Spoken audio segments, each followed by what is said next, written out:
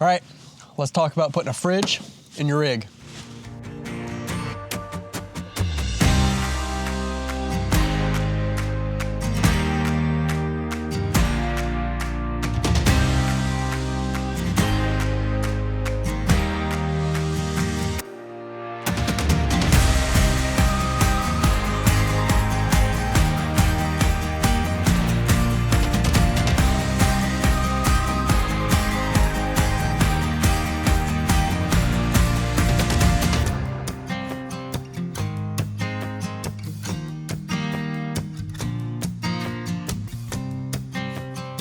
Over the last couple years, it's become more and more common in the overlanding community and events such as Overland Expo to see people putting portable fridge freezer units in the back of their vehicles. And chances are, if you're watching this video, you're either shopping for one of these fridges or you're wondering why people have taken to hauling them around.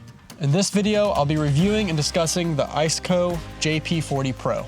So thank you to ICECO for sending me this product and putting me in a position to be able to speak as someone who's new to portable fridges and how they can be functionally integrated into your adventure rig. Now, although ICECO did send me this product in exchange for a review, my opinions in this video, as well as future videos, are going to be completely honest. I'm gonna tell you here and now what I think about the fridge after using it for about a month and a half. And if anything comes up in future videos, I'm definitely gonna let you know. As I mentioned before, I'm pretty new to the world of portable fridges, so in this video, I'm not gonna be comparing ICECO or this product to any other companies or products. So the information in this review is gonna be most helpful for those that are either first-time shoppers for a portable fridge unit like this one, or someone looking specifically for information regarding the JP40 Pro. But what I'm not new to is the battle and the chore of trying to keep food fresh and drinks cold while out on the trail, at the beach, or in the woods. My original and first system for doing that, as it was probably for many people, was a good old ice cooler. The cooler I've been using is about 20 quarts or 19 liters. I keep it secured against the side of the truck with a bungee cord with the lid facing out so that I don't have to slide it around, and I can just pop the side hatch open for easy access. This is a great product and it works. There's nothing wrong with using this system, except for the things that are wrong with it. Just like with almost everything in overlanding, the name of the game is building a system that's constantly improving. You really only need a vehicle, preferably four-wheel drive, but you really only need a vehicle to go overlanding. But that's only half the fun. Building out a whole system that's constantly improving your sustainability and capability while on the road or in the wild is half the reason that we're all doing this in the first place. So what are some of the things that I noticed switching from an ice-cooled food system to a portable fridge system like you see here from ICECO? Right away, there's the obvious. I'm no longer having to worry about how much ice is in my cooler. In my most recent overlanding trip through the Allegheny Mountains, the temperatures were consistently in the low 30s to mid 40s. But this past spring in Texas on the Hill Country Tour, the temperatures were in the mid to upper 90s to the low 70s. So one of those trips, I'm not having to worry about my ice pretty much at all. And the other, I'm having to buy ice once to twice a day. In Texas, if I forgot to get ice one morning, by the next day, I'm gonna be rolling the dice with some of the food in there. So I will say it is pretty nice rolling up to the gas station where I would normally be buying some ice, just looking through this back glass and seeing my temperature right here on the screen. Something that goes right along with that is the cost of ice. Now, obviously that's something that's calculated over a long period of time and is completely dependent on the longevity of this product. But with that being said, there's nothing about this that makes me think it's not gonna last as long as I need it to. Next is accessibility. If you're thinking you might be looking for a fridge that's a bit more versatile and portable, say it's always in and out of the back of a truck, sliding it around the floor of a van, or maybe constantly in and out of the back seat of a car, the JP40 Pro might be dialed a little bit more towards you. It's got a longer carry handle in the front and 2 wheels in the back, allowing you to lift it up and pull it around kind of like a suitcase. As you can see, I'm not really using it in that way, but you can imagine that being able to pull the fridge around on its wheels, at least even in just a truck bed, would be a lot easier than trying to, you know, everybody struggled with pulling a cooler in. It's got those like rubbery traction feet on the bottom that wants to like grab everything, which is good if you're trying to keep it from sliding around. But as far as like maneuvering it around in the back of a truck or, you know, a car or whatever, being able to pull it on these wheels, a lot easier than trying to, you know, pull around a full weighted down cooler full of ice and drinks. Speaking of accessibility, I've complemented the design of the JP40 with this slider that tilts downward, allowing me to access the contents of the fridge from an angle rather than trying to look over the edge of my ice cooler in the back of my truck, which for someone shorter than me is definitely a lot harder. But this system right here, the way that the JP40 is designed to be open from the long side with this tilt slider, accessibility to my drinks and food has never been better. Plus, it keeps everything that I need right here in my cooking area. Because generally, I'll just set up a Jetboil cooktop right here on the tailgate, do all my cooking here. I've got everything I need here in the deck drawers, as well as paper towels and a water spigot that hooks up right to the edge of the tailgate. Rather than having to leave my cooking area, go around, remove usually the ladder from my tent. Oh, you got your little ladder? Got your little ladder on your TRD Pro? That's on this side. Remove that out of the way, then lift the side door to then peer over into my cooler and dig around in the ice for stuff. Everything is now centrally located in my kitchen, if you will. Usable room. Given away in the name, the JP40 Pro is a 40 quart unit. It comes out to, I think, 37 liters. So the increase in size has been nice.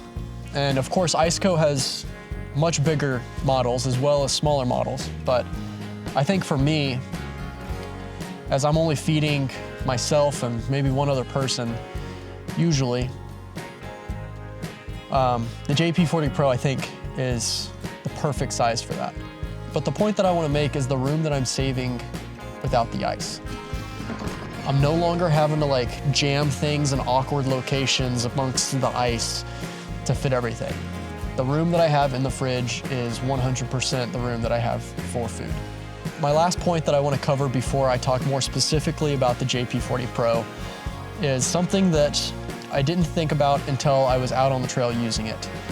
As I mentioned before, my last trip was through the Allegheny Mountains on the Allegheny Discovery Route. And it was not warm out there. I don't miss for a second getting my hands wet handling things that would have been in the ice cooler. I'm already cold, my hands are already cold because of the weather. I was super glad not to be getting them wet going in and out of the ice cooler. One thing that is just such a game changer. Nothing's wet. It's already 30 degrees out here.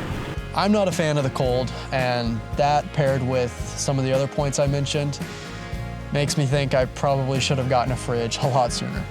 All right, let's talk about some of the things that you get when you order the ICECO JP40 Pro and its size.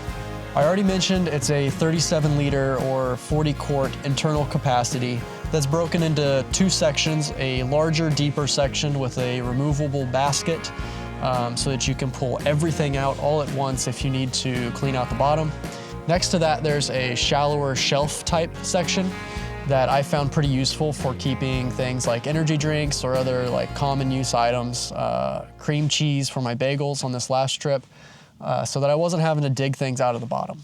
Also on the inside are 2 lights that come in pretty handy when cooking at night, which is usually when I'm cooking. Like most of our gear, we prefer that it has multiple purposes. So the lights actually stay on 30 minutes after you close the door and perform a UV sterilization, just as a added protection for your food. The external dimensions of the cooler itself are 28.5 inches long, just under 14 inches wide, and 18 inches tall. So it's a pretty good size for the back of truck beds, backseat of cars, vans, and closets whenever you're storing it.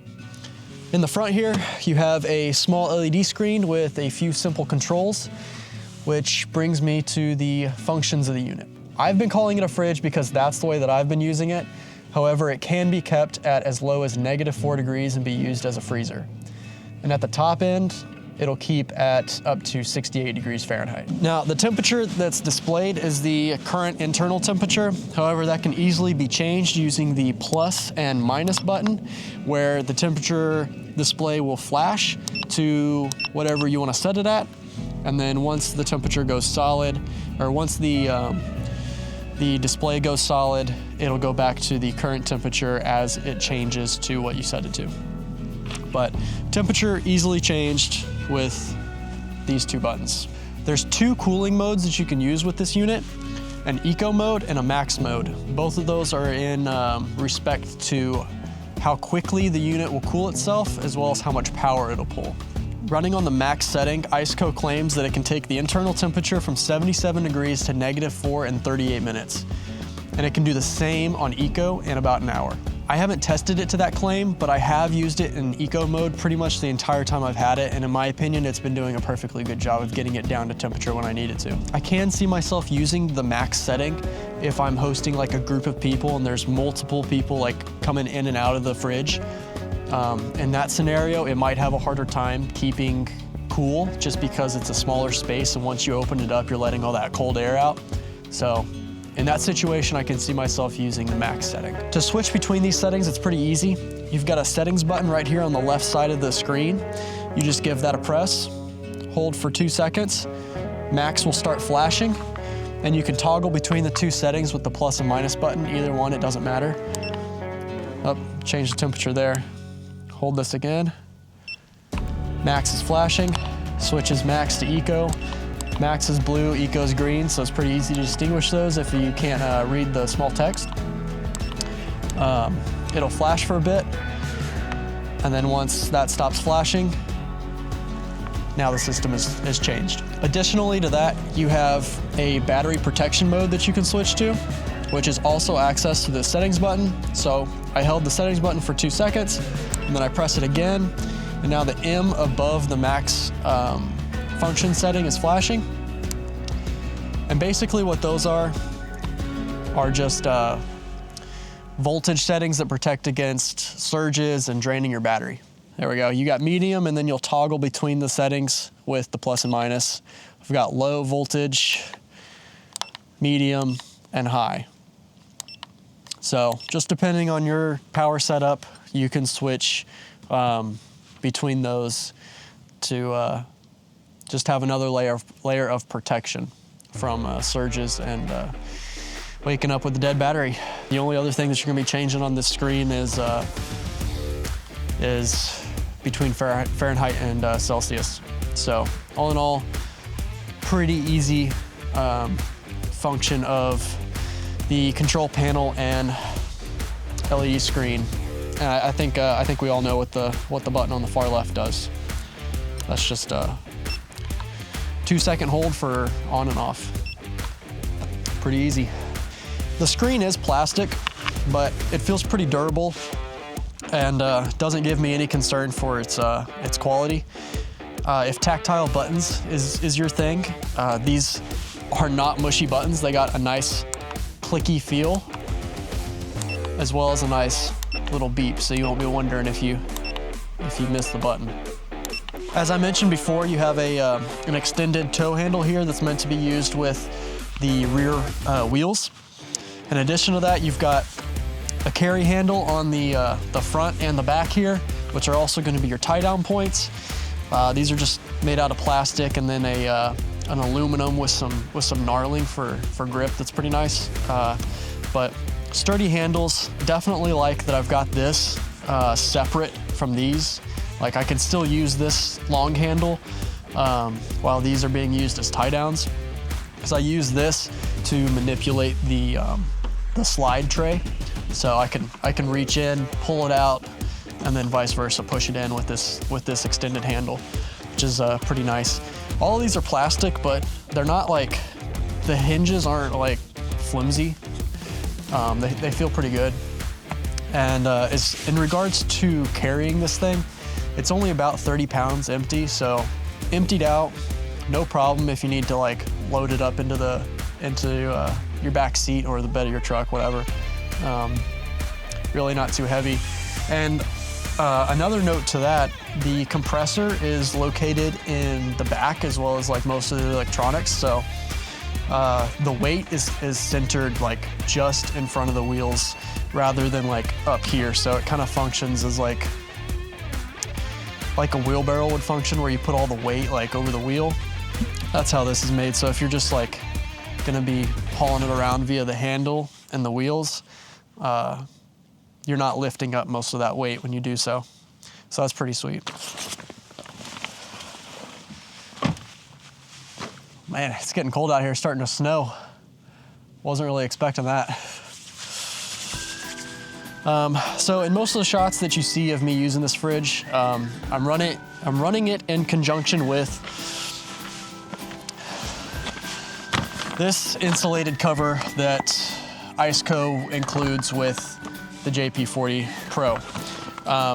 I prefer to run it with this cover, just because if I can help keep this cooler, it's gonna make my battery last longer. And in addition to that, it's gonna help keep it clean from dust and whatnot as it's riding around in the back of the truck here. You can still open the lid just fine. You can use all the handles and still roll the fridge with the cover on. There's even a way to unzip the lid and then like stow it inside itself, which is pretty nice.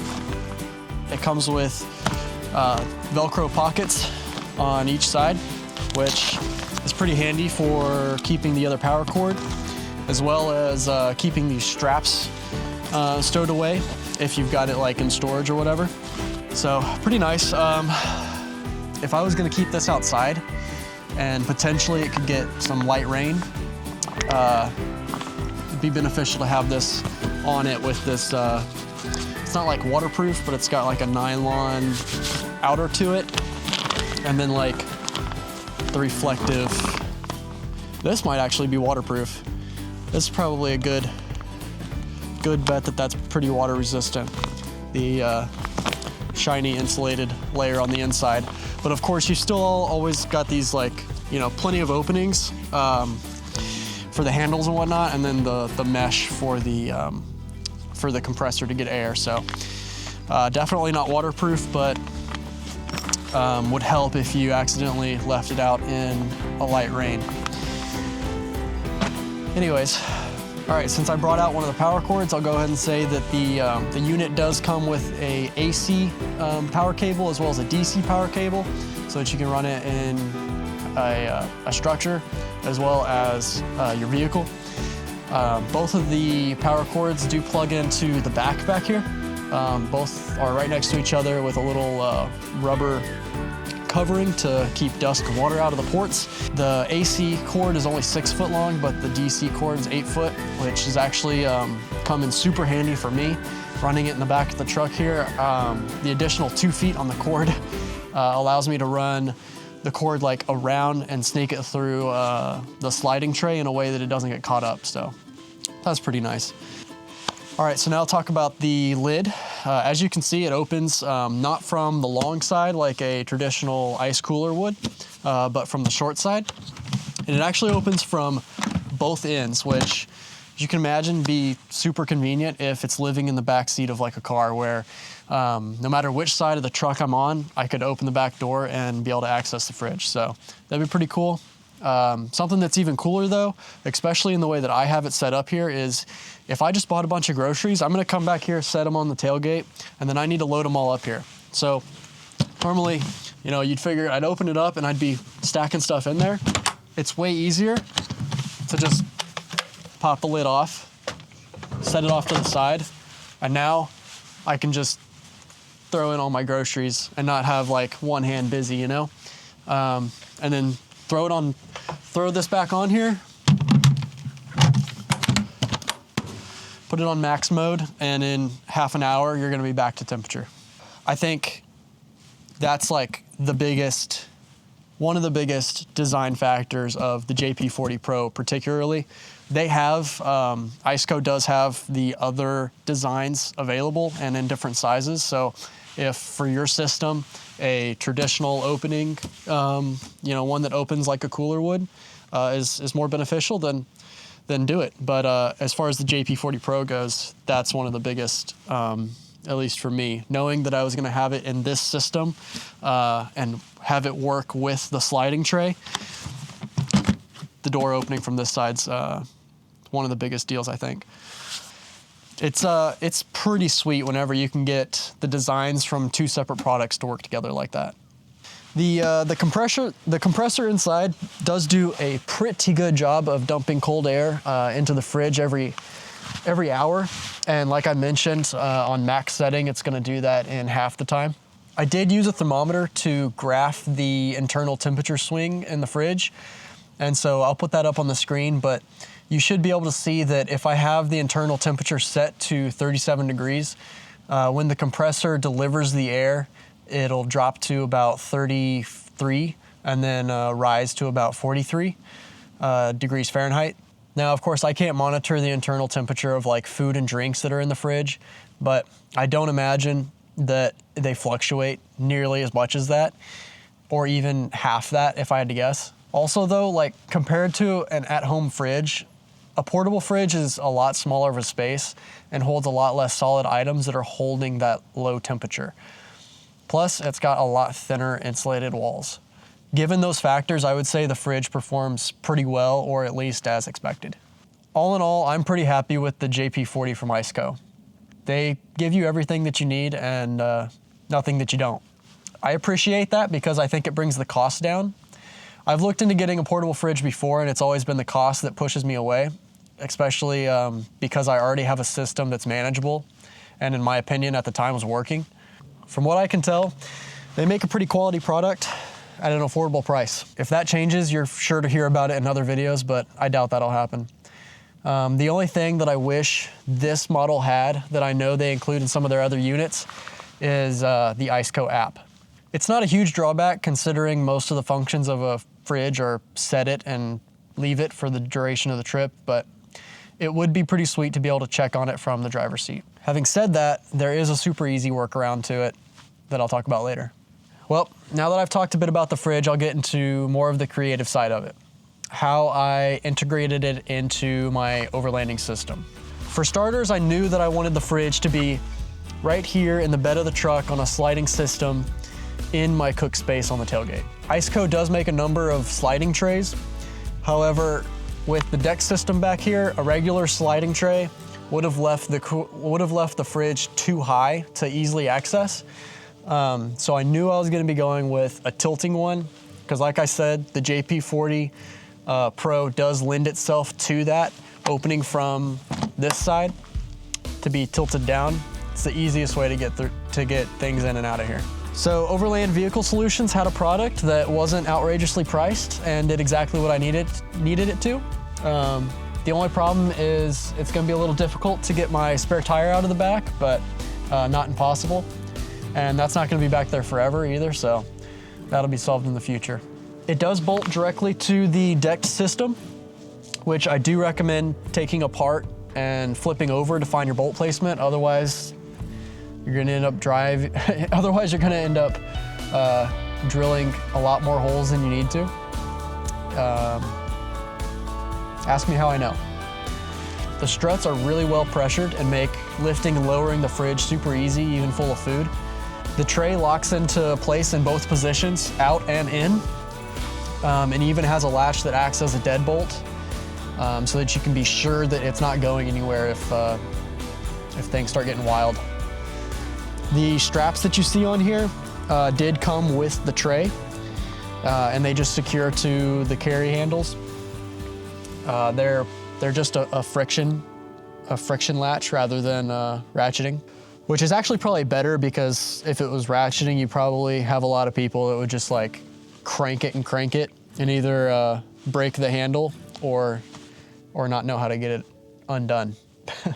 The slide itself is pretty robust. And compared to a lot of other models, the price is pretty sweet. To power the fridge, I wanted to keep it separate from my truck battery.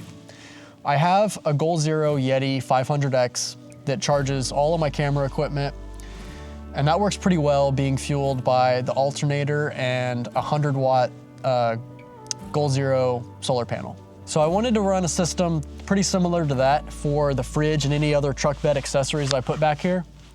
ICECO makes quite a few power bank products. They even make a pretty cool one that magnetizes to the aluminum siding on these fridges so that it just stays right here with your fridge. I'm not sure how long that one will power the fridge for, but if you want just like an extra boost to keep it going for a little bit longer, that's a great option.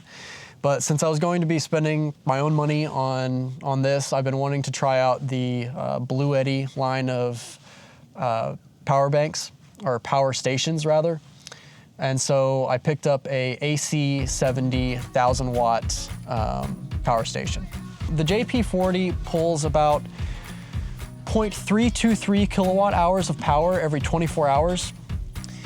And of course, that's completely dependent on environmental factors, how hot or cold it is, and everything. But according to what ICECO says, I should be able to power it for about 3.5 days with the AC70 1,000-watt power station.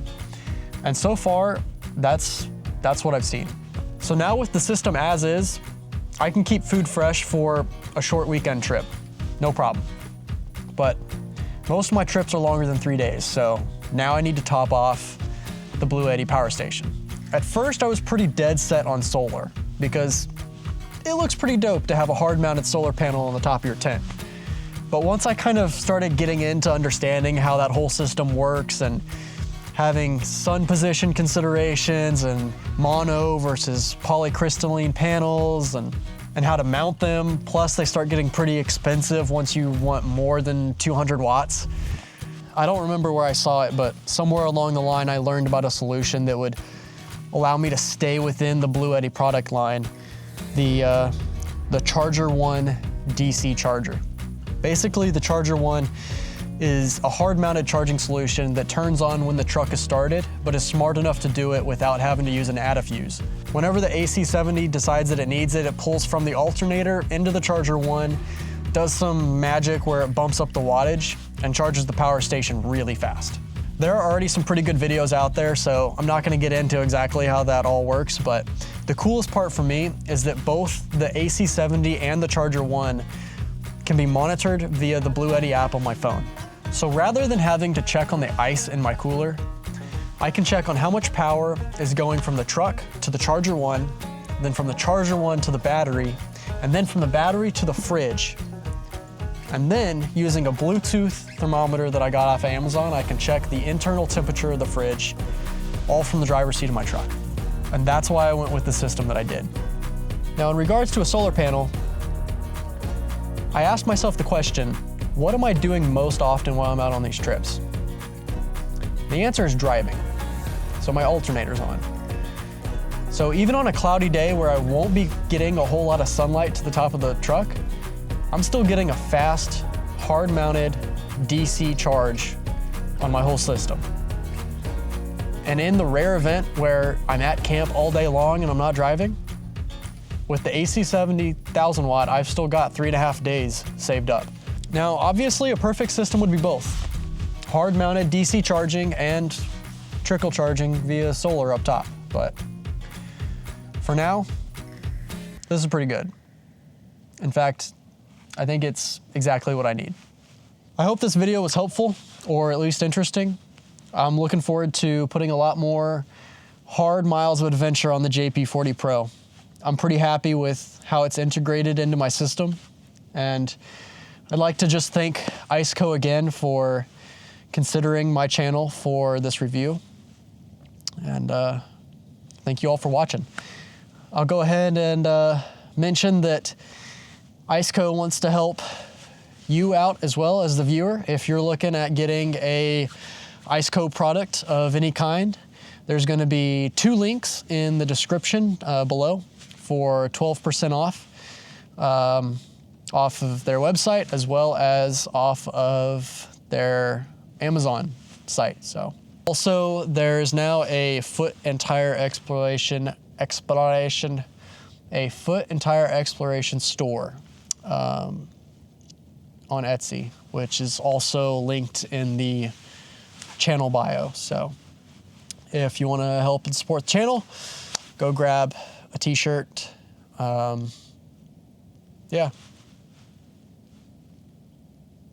Cool. That's it. Thank you.